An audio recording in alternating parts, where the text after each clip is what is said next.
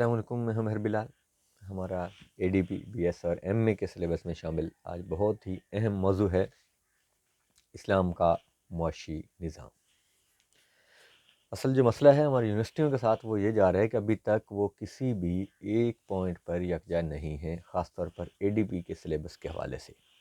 تو مختلف یونیورسٹیوں کے اندر ایک ہی کتاب کا جو سلیبس ہے وہ الگ الگ ہے، اور بعض اوقات ایسا بھی ہے کہ ایک ہی کتاب الگ الگ سیمسٹر میں پڑھائی جا رہی ہے، جس سے مختلف یونیورسٹی میں اگر بچے کو خدا نخواستہ شفل کرنا پڑتا ہے، کسی مجبوری کی وجہ سے دوسری یونیورسٹی جانا پڑ جاتا ہے، تو وہ اس کے لیے بہت مشکل ہو جاتی ہے۔ تو اب جو نئی آؤٹ لائن ہے اس کے مطابق جو اسلامیات کے اندر موضوعات ہیں، ان میں سے ایک موضوع ہے اسلام کا معاشی نظام۔ سب سے پہلے ہم معیشت کو سمجھ لیتے ہیں کہ معیشت دنیا کے اندر پایا جانے والا ایک ایسا لفظ جس کی اتنی زیادہ تعریفیں کی جا چکی ہیں کہ ایسا لگتا ہے جیسے اب کسی مزید تعریف کی گنجائش ہی نہیں ہے۔ تو معیشت سے مراد ایسا نظام جس میں دولت کے حوالے سے بات کی جاتی ہے، یعنی آسان لفظوں میں ہم یہ کہہ سکتے ہیں کہ ہر وہ عمل جس میں کسی نہ کسی طرح سے دولت کا عمل دخل ہو اسے ہم معیشت کہتے ہیں۔ ظاہر اسلام عالمگیر مذہب ہے اور پوری زندگی کا لاہ عمل اس کے اندر موجود ہے، تو یہ ممکن ہی نہیں ہے کہ اسلام کے اندر ایسی چیز کا عمل نہ ہو جو زندگی کے لیے لازم و ملزوم ہے۔ دنیا میں کہیں بھی کوئی شخص ہو، یہ ممکن نہیں ہے کہ وہ دولت کے ساتھ کسی نہ کسی طرح وابستہ نہ ہو۔ تو اسلام نے بھی دولت کے حوالے سے واضح تصور پیش کیا ہے، اور اس میں بہت ساری چیزیں ہم ان کو تھوڑا سٹیپ بائی سٹیپ دیکھ لیتے ہیں۔ تو سب سے پہلی چیز ہے معاشیات کا اسلامی تصور۔ اسلام کے اندر معیشت کا تصور کیا ہے؟ تو اس سے پہلے کہ ہم اسلام کا معیشت کا تصور دیکھیں، ہم یہ دیکھتے ہیں کہ اسلامی نظام حیات کا تصور کیا ہے، جو اسلام کا اصل مدعا ہے۔ یعنی اسلام ہمیں زندگی گزارنے کے لیے کون سا پلیٹ فارم دیتا ہے، کون سی آؤٹ لائن دیتا ہے کہ اس کے مطابق زندگی گزاریں۔ تو ہم سب سے پہلے دیکھتے ہیں قرآن مجید میں سورہ نحل کی آیت نمبر 90 ہے، اور رب کائنات فرماتا ہے کہ بسم اللہ الرحمن الرحیم ان اللہ یأمر بالعدل والاحسان وایتاء ذی القربی۔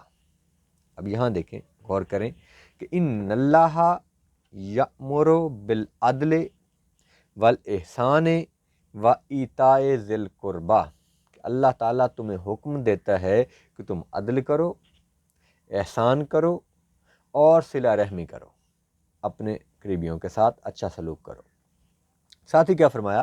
وَيَنْهَا عَنِ الْفَحْشَاءِ وَالْمُنْكَرِ وَالْبَغْيِ۔ وَيَنْهَا عَنِ الْفَحْشَاءِ وَالْمُنْكَرِ وَالْبَغْيِ۔ اب اس آیہ مبارکہ میں تین چیزوں کا ذکر ہوا جو کرنے کا حکم دے گا اسلامی معاشرے کے اندر۔ تین چیزوں سے منع کیا گیا کہ ان سے بچو اسلامی معاشرے کے اندر۔ کتنا خوبصورت پہلو ہمارے سامنے آتا ہے کہ اللہ تعالیٰ ہمیں حکم دیتا ہے عدل کا۔ اب سب سے پہلے ہم دیکھتے ہیں کہ عدل کیا ہے۔ اب دیکھیں، عدل کا مطلب ہوتا ہے کسی چیز کو برابر برابر حصوں میں بانٹنا، کسی چیز کو اس کے مقررہ مقام پہ رکھنا، یہ بھی عدل ہے۔ تو اگر کسی معاشرے کے اندر چیزوں کو برابر برابر بانٹا جا رہا ہوگا تو ظاہر دولت کو بھی برابر برابر بانٹا جا رہا ہوگا، اور یہ معیشت کا سب سے بڑا مسئلہ ہوتا ہے تقسیم دولت۔ آگے چل کے ہم دیکھیں گے بھی، لیکن اسلام یہاں ہمیں کیا سمجھا رہا ہے کہ معاشرے کے اندر تم عدل قائم کرو، تو اپنے تمامی معاملات میں، اپنے فیصلوں میں، اپنی دولت میں، ہر جگہ ہی عدل قائم کرو کہ جس کی چیز ہے اس تک پہنچاؤ، جتنا جس کا حق ہے اس کو دو، یہی عدل ہے۔ دوسرا اسلام کیا فرما رہا ہے کہ احسان عدل سے بھی اگلا درجہ ہے۔ عدل یہ ہے کہ آپ جس کا جتنا حق ہے وہ ان کو دے دیں، احسان یہ ہے کہ اس سے بھی زیادہ دے دیں۔ اگر آپ کے پاس تھوڑا اختیار ہے، تھوڑی طاقت ہے، تھوڑی ہمت ہے، تو پھر آپ لوگوں کو ان کے حق سے بھی زیادہ دے دیں۔ تو یہ احسان ہے، اسلام اس کا حکم دیتا ہے۔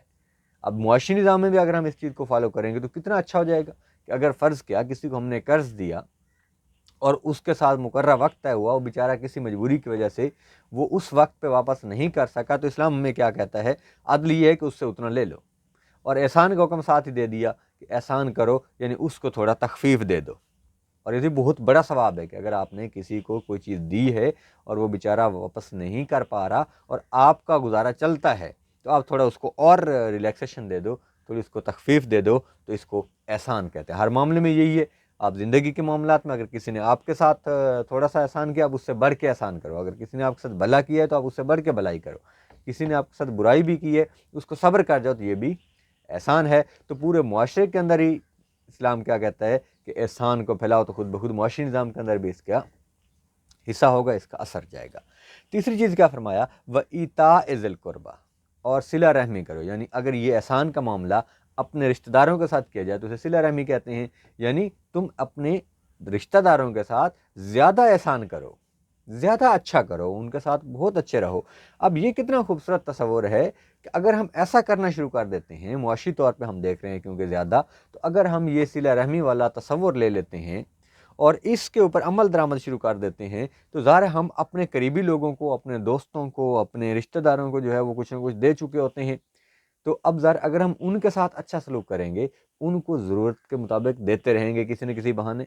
اور ایک بات اور یاد رکھیں کہ یہ صلہ رحمی یہ کوئی ہم احسان نہیں کر رہے تھے، یہ ہمارے اوپر فرض ہے، اپنے رشتہ داروں کا خیال رکھنا، اپنے دوستوں کا خیال رکھنا، ان کی ضروریات کا خیال رکھنا، یہ ہمارے اوپر فرض ہے۔ قرآن اس کا حکم دے رہا ہے کہ تم صلہ رحمی کرو، اگر ہم اس پر عمل کرتے ہیں، ذرا لازم ہے کرنا، تو جب اس پر عمل کیا جا رہا ہوگا تو معاشرے کے اندر معاشی نظام بہت بہتر ہو جائے گا، کیونکہ ہمارے علم میں ہوگا کہ کون کون زیادہ ضرورت مند ہے، ہم ان کی ضرورتیں پوری کر رہے ہوں گے تو معاشی مسئلہ حل ہوتا چلا جا رہا ہوگا۔ معاشی مسئلہ پیدا ہی تب ہوتا ہے جب کسی کی ضروریات پوری نہیں ہوتی ہیں، اس کے وسائل کم ہوتے ہیں، مسائل زیادہ ہوتے ہیں، تو تب معاشی مسئلہ پیدا ہوتا ہے۔ تو اگر ہم قرآن کے حکم کے مطابق صلہ رحمی کر رہے ہوں گے تو معاشی مسائل پیدا ہی نہیں ہوں گے۔ اس کے بعد ایک ساتھ قرآن نے کیا فرما دیا، وَيَنْهَا عَنِ الْفَحْشَاءِ، اور فحاشی سے بچو۔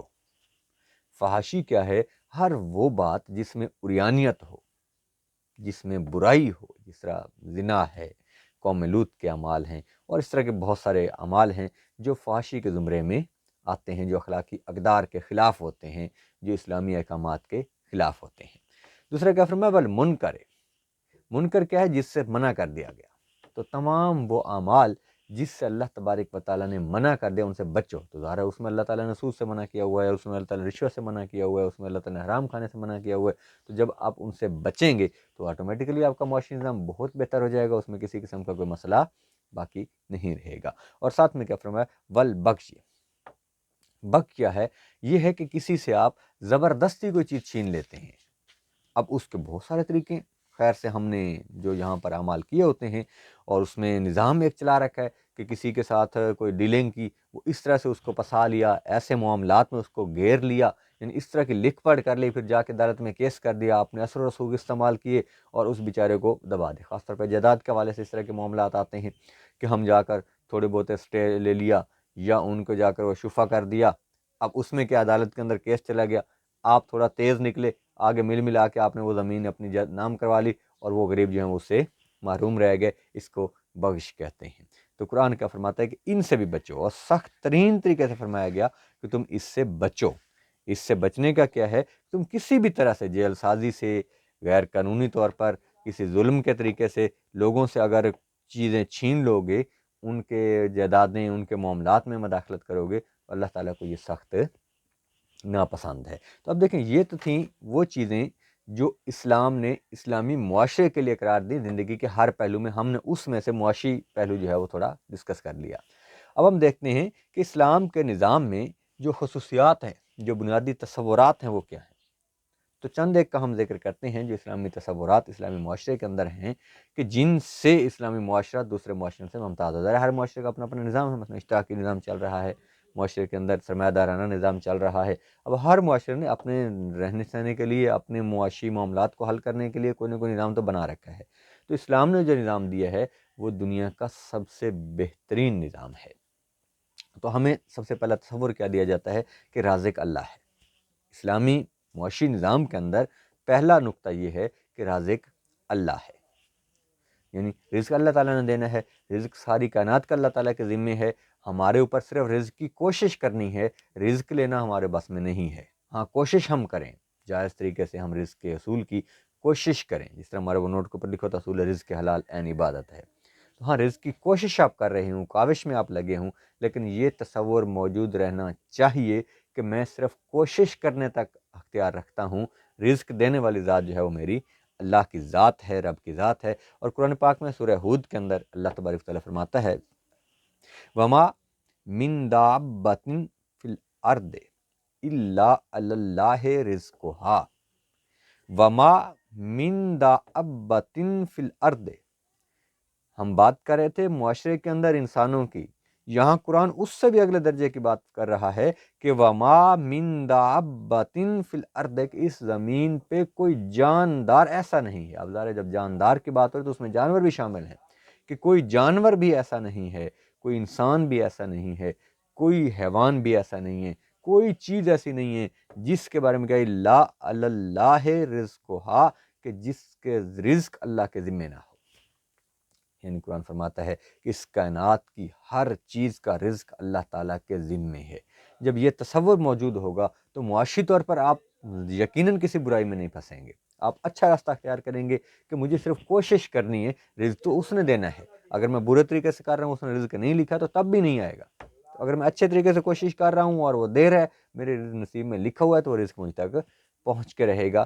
یہ اسلام کا پہلا تصور ہے کہ رازق اللہ تعالیٰ ہے، وہ اکیلا رازق ہے۔ تم اپنی کوششوں سے، اپنے فراڈ سے، اپنے طریقوں سے صرف اتنا رزق لے سکتے ہو جتنا اس نے لکھا ہے۔ اگر تم فراڈ نہیں کرو گے تب بھی اتنا رزق تم تک پہنچ جائے گا، اور اگر تم نے فراڈ کے طریقوں سے رزق لے لیا تو وہ تم استعمال نہیں کر سکتے، اس کا مطلب پھر بھی وہ تمہارا نہیں ہے۔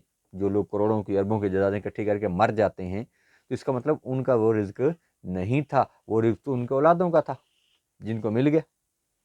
اب گناہ کا پلندہ یہ اٹھا کے جائیں گے اور دولت کو پرائش ان کے آنے والے کریں گے۔ تو اسلام یہ کہتا ہے کہ رزق تمہارا رب کے پاس ہے، تم جائز طریقے سے کوشش کرو، جتنا تمہارا حصہ ہوگا وہ تم تک پہنچ جائے گا۔ اگلی بات یہ ہے کہ حصول رزق کی کوشش یہ ہم پر فرض ہے۔ اللہ تبارک و تعالیٰ نے یہ ذمہ ضرور لیا کہ میں رزق دوں گا، لیکن ساتھ میں کوشش کا بھی حکم دیا۔ جتنے آپ حیوانات ہیں، جتنے پرندے ہیں، آپ دیکھ لیں وہ کوشش کرتے ہیں، حتیٰ کہ چیونٹی بھی کوشش کرتی ہے، تو اللہ تعالیٰ اس کو رزق دیتا ہے اس کی کوشش کے بدلے میں، کیونکہ لیس علی الانسان الا ما سعی، یہ قرآن کا فیصلہ ہے کہ انسان کے لیے وہی ہے جس کی وہ کوشش کرتا ہے۔ تو اگر آپ کوشش ہی نہیں کرتے ہیں تو یہ غلط بات ہے۔ اسلام کیا کہتا ہے کہ تم کوشش کرو۔ اور اسی طرح سورہ قصص میں اللہ تبارک و تعالیٰ فرماتا ہے کہ وَلَا تَنْسَا نَصِيبَكَ مِنَ الدُّنْيَا وَلَا تَنْسَا نَصِيبَكَ مِنَ الدُّنْيَا، کہ تم دنیا میں اپنا حصہ مت بولو۔ سمجھ آئیے کہ ہم نے دنیا میں تمہارا حصہ رکھا ہے، اس حصے کو جا کے ڈھونڈ لو۔ وہ حصے کو ڈھونڈنا کیا ہے؟ وہ رزق حلال کی کوشش کرتی ہے۔ اس لیے کہا جائے سفر وسیلہ ظفر، کہ جب ہم سفر کرتے ہیں، ہم کوشش کرتے ہیں، ہم دوسری جگہ جاتے ہیں تو رزق ہمارا جہاں لکھا ہوتا ہے وہاں ہمیں مل جاتا ہے، تو کوشش ہمارے اوپر فرض ہے۔ اب قرآن کیا کہہ رہا ہے کہ تم کوشش کرو اپنے رزق کو پانے کی، تو ظاہر ہم کوشش کریں گے تو حلال طریقے سے کمائیں گے۔ ہر وہ رزق جو بغیر کوشش کے آتا ہے وہ حرام ہے۔ ذرا سود کے لیے آپ کچھ نہیں کرتے، آپ بیٹھیں، اگلا بیچارہ آیا ہے، آپ نے اس کے ساتھ ڈیل کی اور لے لیا۔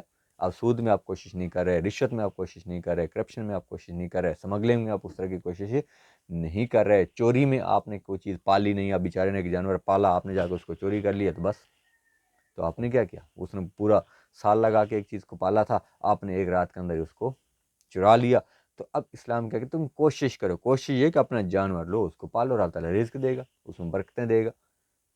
اسی طرح سے ہم آگے بڑھتے ہیں، اور اس میں یہ کہ اسلام اور معاشی اور یعنی معاش کے اندر اخلاقی اقدار، اسلام معاشی نظام کے اندر سب سے اہم جو زور دیتا ہے، زیادہ زور دیتا ہے، وہ اس کے اخلاقیات کے اوپر زور دیتا ہے۔ اسلام اخلاقیات کا مذہب ہے، ہر چیز میں یہ اخلاقی اقدار کا خیال رکھنے کا حکم دیتا ہے۔ تو اسی طرح سے معیشت کے اندر بھی اللہ تبارک و تعالیٰ نے جو ہے وہ اخلاقی اقدار کا خیال رکھنے کا کہا۔ مثلاً اب جو ذرائع ہیں جن سے ہم دولت اکٹھی کر سکتے ہیں ان کو دو حصوں میں بانٹ دیا گیا، ایک چیز حلال ہے، ایک چیز حرام ہے۔ اب حلال کو حاصل کرنے کی کوشش کا حکم دیا گیا، حرام سے ہر صورت بچنے کا حکم دیا گیا۔ اسی طرح سے آپ کے پاس جو تجارت کے معاملات ہیں، ہم یہ آگے چل کے انشاءاللہ دیکھیں گے اس کو، تو تجارت میں بھی اخلاقیات کو سب سے اہمیت دی گئی کہ آپ اخلاقی ضابطوں کا خیال رکھیں گے جب آپ معاشی معاملات کر رہے ہوں گے، آپ تجارت کر رہے ہوں گے، آپ لین دین کر رہے ہوں گے لوگوں کے ساتھ، تو تب بھی آپ اخلاقیات کو سب سے اہم رکھیں گے۔ معاشی نظام کے اندر ایک چیز اور بہت اہم ہوتی ہے، اور وہ ہوتی ہے تقسیم دولت۔ جو دولت کی گردش ہوتی ہے یہ بہت ضروری ہوتی ہے۔ جتنی زیادہ گردش ہوگی معاشرے کے اندر دولت کی، اتنا اچھا نظام رہے گا۔ تو جتنے دنیا کے اندر نظام چل رہے ہیں وہاں تقسیم دولت کے حوالے سے ضرور نظام موجود ہے، مثلا صنعتوں کا نظام ہے، ٹیکسز کا نظام ہے، تو یہ چیزیں چلتی ہیں جس سے دولت جو ہے وہ گردش میں رہتی ہے۔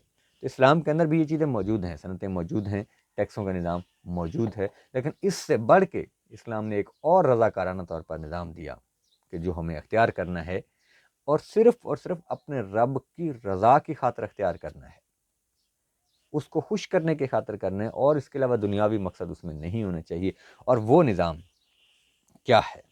اب قرآن پاک کی سورہ بقرہ کے اندر آتا ہے کہ الذین ینفقون اموالہم فی سبیل اللہ، الذین ینفقون اموالہم فی سبیل اللہ، وہ لوگ جو اپنا مال اپنے رب کی بارگاہ میں خرچ کرتے ہیں، یعنی اللہ تعالیٰ کی رضا کی خاطر اس کو خرچ کرتے ہیں، اللہ تعالیٰ کی بارگاہ میں پیش کر دے، یا اللہ یہ تیرا مال ہے، ہم یہ تیری خاطر تیرے بندوں میں بانٹ رہے ہیں، تو اللہ تبارک و تعالیٰ اس مال کو کئی گنا بڑھا دیتا ہے۔ اب وہ لوگ جو خرچ کرتے ہیں، یعنی یہ اعزازی کام ہے، رضاکارانہ طور پر حکم دیا جا رہا ہے کہ ایک تو آپ پہلے کر رہے تھے، آپ صنعت کے ساتھ جڑے تھے، آپ کسی بھی معاملے سے جڑے تھے، ذرا دولت آ رہی تھی جا رہی تھی، لیکن تم نے جو اکٹھی کر لی اس کے لیے کیا فرق حکم دیا کہ جو مال تمہارے پاس ہے اس میں سے خرچ کرتے ہیں۔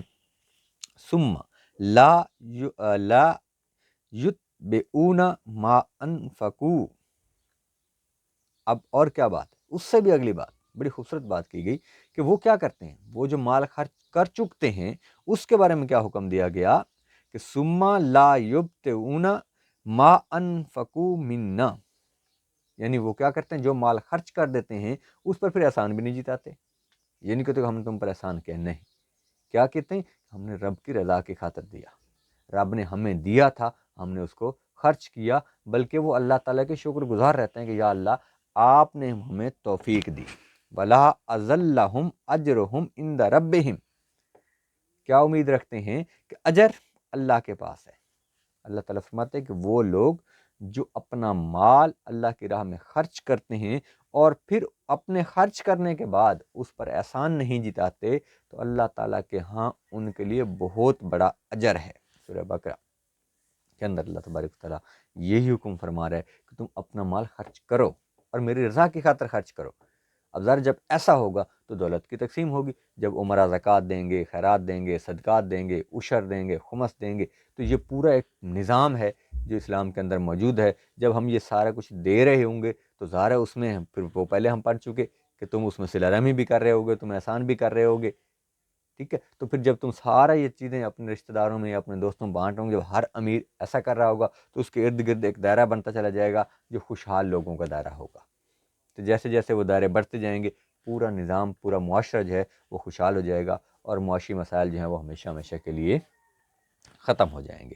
اب اس کے بعد جو ہے ایک اور ہے اسلام میں تجارت کا تصور۔ ظاہر جو تقسیم دولت ہے اس میں تجارت سب سے زیادہ اہم ہے کہ آپ صنعت کاروں سے چیزیں لیتے ہیں، صارف تک اس کو پہنچاتے ہیں، اور پھر صارف سے پیسے لیتے ہیں، وہ صنعت کار تک پہنچاتے ہیں، یعنی تاجر جو ہوتا ہے وہ ایک چین بناتا ہے دونوں کے درمیان میں۔ تجارت اسلام کے اندر بہت پسندیدہ عمل ہے، آقا نامدار صلی اللہ علیہ وسلم نے عملی طور پر یہ کر کے دکھائی، صحابہ اکرام نے تجارت کا پیشہ اختیار کیا۔ تو تجارت ایک ایسا عمل ہے لیکن اس میں اخلاقیات بہت اہم ہیں۔ اسلام کے اندر جو تجارت کا نظام ہے اس میں کیا ہے کہ سب سے پہلی چیز یہ ہے کہ ذخیرہ اندوزی نہیں۔ اگر آپ یہ سوچ کر چیز کو ذخیرہ کر رہے ہیں کہ جب یہ مہنگی ہوگی تب ہم بیچیں گے، تو یہ حرام ہے، یہ جائز نہیں ہے۔ اسی طرح سے اگر آپ ارتکاز دولت کرتے ہیں کہ آپ کسی چیز کو یعنی پیسے کو ایک جگہ اکٹھا کرنا شروع کر دیتے ہیں، وہ کیسے ہوگا؟ جب آپ لوگ تقسیم کا عمل روک دیں گے، جب آپ دولت کو تقسیم نہیں کریں گے، سمیٹنا شروع کریں گے، بینک بھرنا شروع کر دیں گے، اپنے اکاؤنٹ میں جمع کروانا شروع کر دیں گے، تو پھر کیا ہوگا؟ ارتکاز دولت ہوتا چلے جائے گا، اور یہ بھی تجارت کے لیے خطرناک ہوتا ہے۔ تجارت کے لیے تو جتنا پیسہ مارکیٹ کے اندر رہے گا اتنا ہی اچھا نظام چلے گا۔ اس طرح ایک اور بات جو اسلام تجارت کے معاملات میں کہتا ہے کہ تم منافع جائز لو۔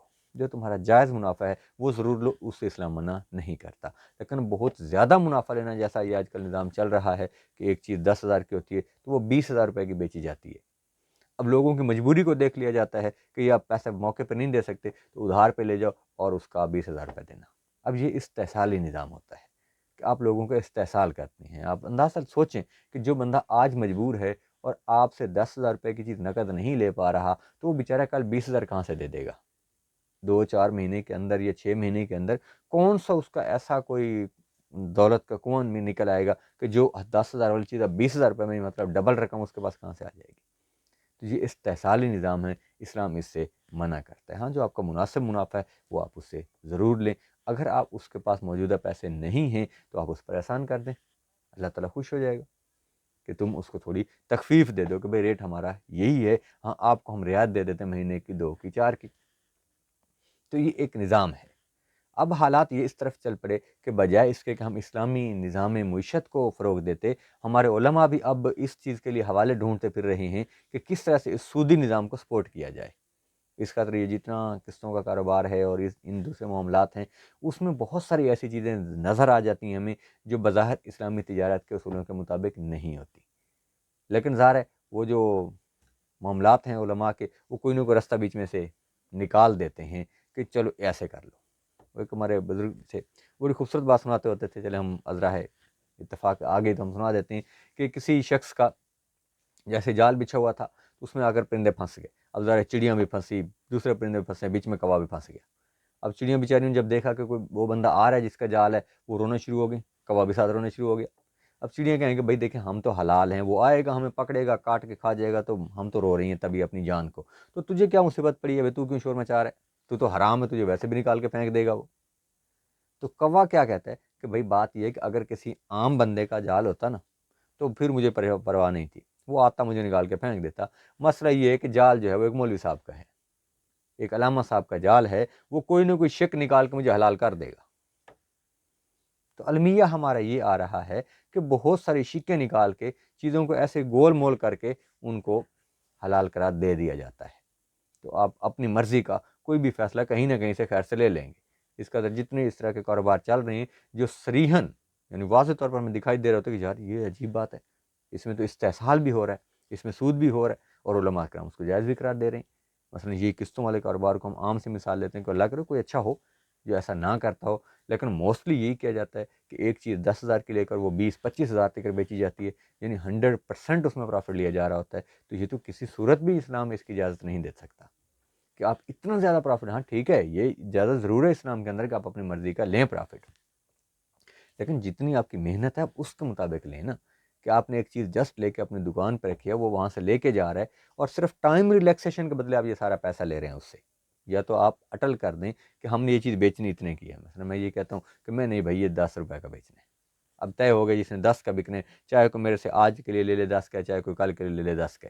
جب میں یہ کہتا ہوں کہ بھائی میں نے یہ 10 کا دینا ہے جب پیسے اب دو گے، میں نے یہ 20 کا دینا ہے جب پیسے 6 مہینے بعد دو گے، اور میں نے یہ 30 روپے کا دینا ہے جب پیسے سال کے بعد دو گے، تو یہ سود نہیں تو بھائی اور کیا ہے؟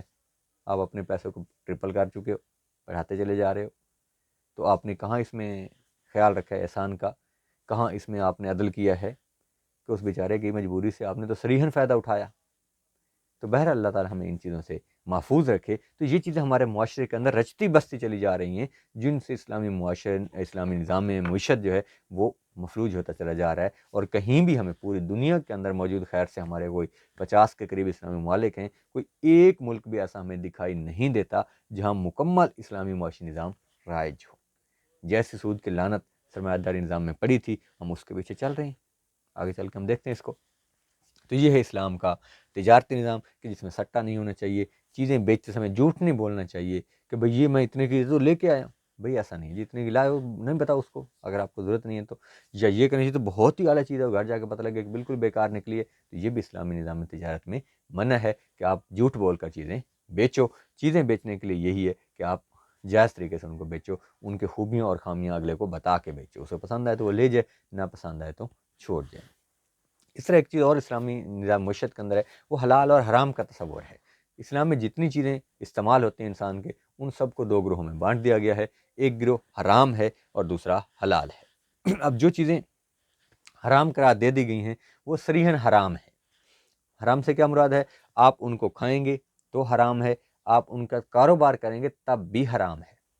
مثلاً شراب ہے تو ذرا آپ کسی بھی صورت میں اس کو پئیں گے تب بھی حرام ہے، آپ اس کا کاروبار کریں گے تب بھی حرام ہے، آپ اس کا لین دین کریں گے تب بھی حرام ہے۔ جو چیز حرام ہے اس کو کسی بھی انداز سے استعمال کرنا وہ حرام ہے۔ اب یہ کہ جس تو شراب حرام، میں تو نہیں پیتا، میں تو کاروبار کر رہا ہوں، اس طرح ڈرگز ہیں، آپ نہیں استعمال کر رہے، کاروبار کر رہے ہیں تو حرام ہے بھائی۔ جو چیز استعمال کرنا حرام ہے اس کا کاروبار کرنا بھی حرام ہے۔ ایک اور شک بھی اسلام کے اندر حرام کی موجود ہے کہ حلال چیز اگر حرام ذریعے سے آئے تو وہ بھی حرام ہے۔ مثلا بکری حلال ہے، آپ نے چوری کر لی تو حرام ہو گئی بھائی، رشوت کے پیسوں سے لے لی تو بھی حرام ہو گئی، سود کے پیسوں سے لے لی تو بھی حرام ہو گئی۔ تو اگر حلال چیز حرام کمائی سے لی جائے گی، حرام طریقے سے لی جائے گی تو تب بھی وہ حرام ہی ہوگی۔ ٹھیک ہے، اب اس میں کیا ہے، ایک اور چیز بھی اسلام نے بڑی خوبصورت ہمیں سمجھا دی، اور یہ چیز اسلامی نظام جو عدل ہے اس کے اندر بھی ہے کہ سورہ بقرہ کی آیت نمبر 188 میں رب کائنات فرماتا ہے کہ وَلَا تَأْكُلُوا أَمْوَالَكُمْ بَيْنَكُمْ بِالْبَاطِلِ، وَلَا تَأْكُلُوا، نہ کھاؤ، اموالکم، ایک دوسرے کے مال، بینکم، بالباطل، ناجائز طریقے سے، ایک دوسرے کے مال ناجائز طریقے سے نہ کھاؤ۔ ظاہر ناجائز طریقے سے کھاؤ گے تو وہ جائز نہیں رہے گا، وہ حرام ہی ہو جائے گا۔ اور پھر کیا فرمایا، وَتُدْلُوا بِهَا إِلَى الْحُكَّامِ لِتَأْكُلُوا فَرِيقًا مِنْ أَمْوَالِ النَّاسِ، اور نہ ہی اس معاملے کو حکام کے پاس لے کے جاؤ تاکہ کوئی ایک جو ہے اس میں سے زبردستی اپنا حصہ زیادہ لے سکے، یعنی بلا وجہ لوگوں کو الجھانا، بلا وجہ ان کو عدالتی نظام کی طرف لے کے جانا، اور اس طرح سے ان کے جائیدادوں کے اوپر کیس کروا دینا، اور اس کو کسی بھی ناجائز طریقے سے کھانے کی کوشش کرنا، حکام کے ساتھ ساز باز کر کے ان کو رشوت دے کے، سفارش دے کے اپنی باتیں نکلوانا، یہ سارے معاملات جو ہیں وہ اسلام نے منع کیے ہیں۔ اب آخری جو اسلام کا تصور ہے وہ ہے اسلام کا تصور ربا، کہ معاشی نظام کے اندر سود ایک ایسی لعنت ہے جس نے پوری دنیا کو جکڑ رکھا ہے۔ اور اب مزے کی بات یہ ہے کہ وہ جنہوں نے اس نظام کو متعارف کروایا تھا، جو اس کے بانی ہیں، وہ بھی اس سے تنگ ہیں۔ اب اگر آپ دیکھیں تو یورپ کے اندر بہت ساری جگہوں کے اوپر اس کے اوپر ریسرچ ہو رہی ہے، اور کہیں نہ کہیں اس کو عملی طور پر بھی اپلائی کرنے کی کوشش کی جا رہی ہے کہ سود فری کاروبار کیا جائے۔ اسلام نے تو بھائی پہلے ماڈل دے دیا تھا سود فری کاروبار کا، ہم پڑھ چکے تقسیم دولت میں کہ اگر اس طریقے سے آپ دولت کو تقسیم کرتے جائیں گے تو سود کی ضرورت ہی نہیں پڑے گی، آپ اس طرف سوچیں گے ہی نہیں۔ لیکن ہم ظاہر ان کے پیچھے چل رہے تھے اور ہم اسی کاروبار میں جتے ہوئے ہیں۔ تو سود کے حوالے سے تو اسلام نے صریحاً منع کیا، سخت ترین ممانعت ہے اس کی، کیونکہ اس میں اخلاقی طور پر ساری برائیاں موجود ہیں جن سے اسلام منع کرتا ہے۔ اس سے عدل ختم ہو جاتا ہے، اس سے احسان ختم ہو جاتا ہے۔ جب آپ نے دینے ہی سود ہے تو آپ کیوں رعایت دیں گے؟ آپ تو کہیں گے کہ بھائی آج کی ڈیٹ تھی، آج دے دو تو ٹھیک ہے، ورنہ کل اس کے اوپر 100 روپے اور سود لگ جائے گا۔ تو آپ نے تو بھائی احسان والا معاملہ ہی نہیں کرنا، احسان تو بالکل آپ کے قریب سے بھی نہیں ہو کے گزرے گا۔ تیسری چیز جو اسلامی معاشرے کی سب سے بنیادی چیز تھی، صلہ رحمیہ، وہ بھی نہیں کریں گے آپ سے۔ تو اگر سگا باپ بھی پیسے لینے آئے گا تو آپ کہیں گے بھائی ٹھیک ہے 1000 دوں گا، ساتھ میں 1500 لوں گا واپس، کیونکہ آپ کو تو لت پڑ چکی ہے۔ آپ کہیں گے میرا تو کاروبار ہے۔ بھائی یہ کیسا کاروبار ہے؟ یہ تو سیدھا سیدھا آپ استحصال کر رہے ہیں۔ تو کاروبار کے اور بھی جائز طریقے تھے، آپ ان کو اپنا سکتے ہیں، لازم تو نہیں ہے کہ آپ یہ والا حرام والا طریقہ ہی اپنائیں جس سے اسلام نے صریحاً منع کیا تھا، آپ اس کے اندر آ گئے۔ اور اب ایک اور بھی عام سی بات آ گئی کہ جی اس کے بغیر نظام چل نہیں سکتا۔ بھائی کیسے نہیں چل سکتا؟ عملی طور پر اس کی صورتیں موجود ہیں۔ اسلام نے 1400 سال پہلے، 1450 سال پہلے جب اس نظام کو متعارف کروایا تھا تو کتنا عرصہ ایسا گزرا ہے جس میں بغیر سود کے کاروبار چلتا رہا، اور نظام معیشت بہت اچھا رہا ہے، اور ابھی بھی موجود ہے۔ پاکستان کے اندر اخوت کا ادارہ موجود ہے جو 20 بلین سے زیادہ کا ایسٹ رکھنے والا ادارہ ہے، بغیر سود کے چل رہے، لاکھوں خاندان اس سے سپورٹ حاصل کر رہے ہیں، وہ قرض دیتا ہے، واپس لیتا ہے، سود نہیں لیتا، چل رہا ہے، اور بہت اچھا چل رہا ہے۔ یعنی کوئی بھی ادارہ اتنا اچھا نہیں چل رہا ہے جتنا وہ اچھا چل رہا ہے، کیونکہ ان کا جو ریکوری ریٹ ہے وہ 99.9% ہے۔ ان کے حکام کا یہ کہنا ہے کہ کبھی بھی ہمیں اس حوالے سے دقت نہیں ہوئی کہ لوگ ہمارا پیسہ کھا کے چلے گئے ہوں۔ اللہ تعالیٰ کی طرف سے برکت بھی ہے اس میں کہ وہ جو صرف 10,000 روپے سے شروع ہونے والا کاروبار، کیونکہ جو ثاقب صاحب ہیں وہ یہ فرماتے ہیں کہ صرف 10,000 سے وہ کاروبار شروع ہوا، جو اس کے اونر ہیں، تو 10,000 سے شروع ہونے والا کاروبار اربوں روپے میں پہنچ چکا ہو، خربوں روپے تک پہنچ رہا ہو، اور ایک چھوٹے سے کمرے سے سمجھیں کہ شروع ہونے والا کاروبار پوری دنیا کے اندر پھیل رہا ہو، اور اب اس کے اوپر یونیورسٹیوں کے اندر پی ایچ ڈی کے تھیسس لکھے جا رہے ہوں کہ آخر اتنا بڑا نظام بغیر سود کے کیسے چل سکتا ہے. تو یہ اسلام کا معجزہ ہے بھائی، یہ اسلام کا اعجاز ہے اسلامی نظام معیشت کا کہ اس میں سود کو منع کیا گیا. آپ ایک بار سود سے اپنا ہاتھ چھڑا لو، اس کے بعد اللہ تعالیٰ کی برکتیں اور رحمتیں آپ کے ساتھ ہوتی ہیں. اب دیکھیں اس میں سورہ بقرہ کے اندر جو ہے اللہ تبارک و تعالیٰ فرماتا ہے یا ایھا الذین آمنوا اتقوا اللہ، اے ایمان والو اللہ سے ڈرو. یا ایھا الذین آمنوا اتقوا اللہ وذروا ما بقی من الربا، اور تم کیا کرو کہ جو تمہارا سود رہتا ہے اس کو چھوڑ دو. یعنی جب سود کی ممانعت آ گئی، ذرا اس سے پہلے جائز تھا تو مسلمان جو ہے وہ اس کاروبار میں بھی لگے ہوئے تھے بہت سارے. جب ممانعت ہے تو کیا فرمایا گیا کہ جتنا سود کا کاروبار باقی رہتا ہے وہ سارے کا سارا تم چھوڑ دو. ان کنتم مؤمنین، اگر تم مومن ہو. تو ایمان والے کی نشانی یہ ہے کہ وہ سود کے کاروبار سے دور رہتا ہے. اور ساتھ اگلی آیت میں کیا فرمایا فَإِن لَمْ تَفْعَلُوا فَأَذِنُوا بِحَرْبٍ مِّنَ اللَّهِ وَرَسُولِهِ. تو اللہ تعالیٰ معاف فرمایا، کیا فرمایا قرآن نے کہ اگر تم ایسا نہیں کرتے تو پھر اللہ اور اس کے رسول سے جنگ کے لیے تیار ہو جاؤ. تو بھئی کس کی جرت ہے کہ اللہ اور اس کے رسول کے ساتھ جنگ کرے؟ لیکن ہم اس کام میں پڑے ہوئے ہیں اور اس کو کاروبار کا نام دے کر ایسے کر رہے ہیں کہ جیسے جائز کاروبار ہو، حلال کاروبار ہو. تو سود کی اسلام میں صریح ممانعت ہے اور اسے اللہ اور اس کے رسول کے خلاف اعلان جنگ کہا گیا ہے. تو سورہ بقرہ کی آیت نمبر 278 اور 79. یہ تھا ہمارا آج کا اسلام کا معاشی نظام. اس میں جہاں کہیں ہم سے کمی بیشی ہوئی اللہ تبارک و تعالیٰ ہمیں معاف فرمائے. جو آیات ہیں ان کے پڑھنے میں اگر ہم سے کوئی غلطی ہوئی تو اللہ تعالیٰ وہ معاف فرمائے. آپ کو ساتھ ساتھ صورتیں بتا دی گئی ہیں. آپ حوالہ جات کے لیے بہترین طریقہ یہی ہوتا ہے کہ قرآن پاک کو کھولیں اور ان صورتوں کو وہاں سے ایک دفعہ دوبارہ دیکھ لیں، تاکہ اگر ہم سے کوئی کمی کوتاہی رہ گئی ہے تو آپ وہاں سے بہترین طریقے سے ان کو یاد کر لیں اور اپنے حوالے دے لیں. اللہ تعالیٰ آپ کا اور ہمارا حامی و ناصر ہو. والسلام.